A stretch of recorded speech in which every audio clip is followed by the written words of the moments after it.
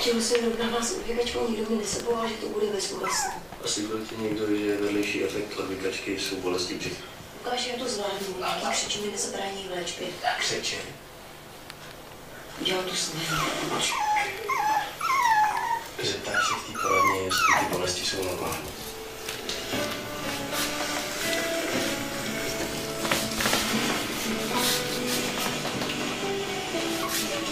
Tak jsem ještě chvíli hejčka, karkulku. To jsem měl někdo.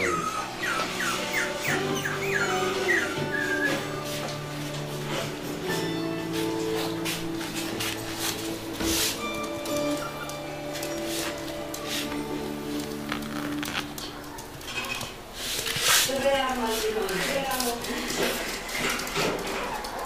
Co máš, paní Vrchní? Rozhodla jste se sem přestěhovat? Naopak, Martino.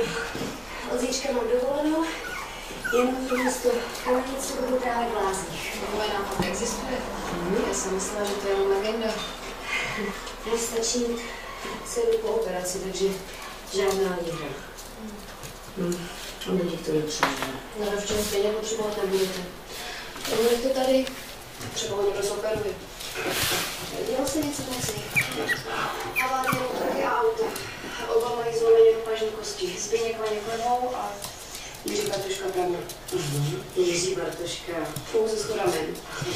Jeho při ranních testech měl vysokou hladinu leukocytů a v noci stoupla teplota. Infekce v rámě. Potvrzuje to i sedimentace. Oskar mu ordinoval první dávku antibiotik. Dobře, Martina, tak utíkejte domů a vyspěte se. Už se položím, paní Vrchní. A odpoledne se zase připoložím spát.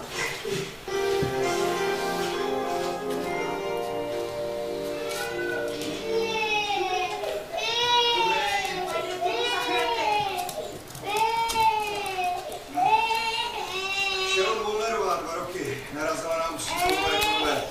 Tržné poranění ze vřího genitálu a zřejmě hlubší zranění v oblasti přísala na haze. Odhadem ztratila asi 150 ml krve, ale na podíjí jsem dal analgetika a bohužel nezabrala. Tak zvolte vás. Jak to spí? Nejdřív budeme muset otičku vyšetřit, paní Wollerová. Sterlíková, my jsme se ještě nepsali, já jim se nevezmeme, a trpí. Fotbal vyhrávání bude teda z tomu, všechno.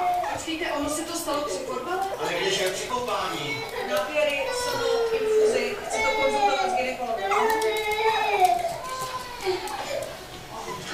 Jak se to stalo, když jste pořádala auto za jednostříkého balónu. Vy máte v koupelně fotbalový míček. Ano, normální chlap si do rody vezme. Do viny nebo ženskou, ale on se tam musí přehrávat ligovistů, že?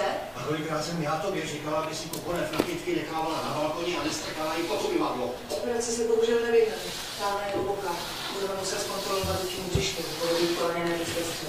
Víte, já myslel, že nic horšího než rakovina nebo sestup z party do druhé ligy být nemůže. A co je to proti tomu, když nehodíte? A já vám říkám, že mám pech.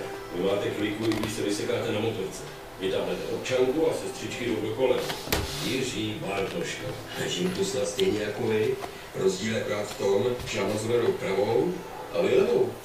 Jste aspoň pravá. Levák, to říkám. Musí to být tím jménem. Tak si to jméno vyzkoušejte. Jak asi? Klidně si ho pro dnešek pušte a uvidíte, jestli zabere. No, ta hezká černovlasá sestřička, ta už bude asi ztracena.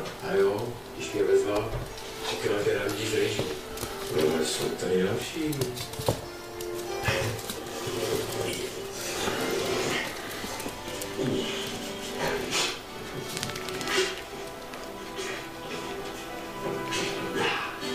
O první pivo po propuštění, že se prokecnete. Pane Vaňku, Jiří Bartoška se vsadí klidně o 2 piva. Platí, Jirko. Já myslím, že dneska potkám Anděla. Blondětýho.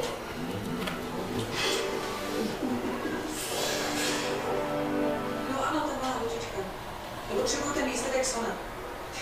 To už říkáte půl hodiny, že jsou na cestě. Poslala jsem tam osobní sestru Veverkovou. Gabino?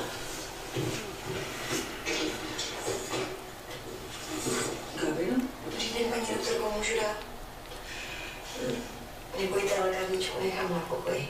Ale samozřejmě, nebojte. Co jde? O Petra Hanáka. Jo, tak to musím poděkovat. Byl tady na kontrole a měl skoro v pořádku. A přivez byl to nejmenší, co jsem pro něj mohla udělat, ale všichni jsme se trochu chytli. No a třeba s tím? To vám dělat smírčího soudce? No, nejde ani tak o usměřování, ale spíš vy na ně máte vliv. Asi jediná. On dospěje.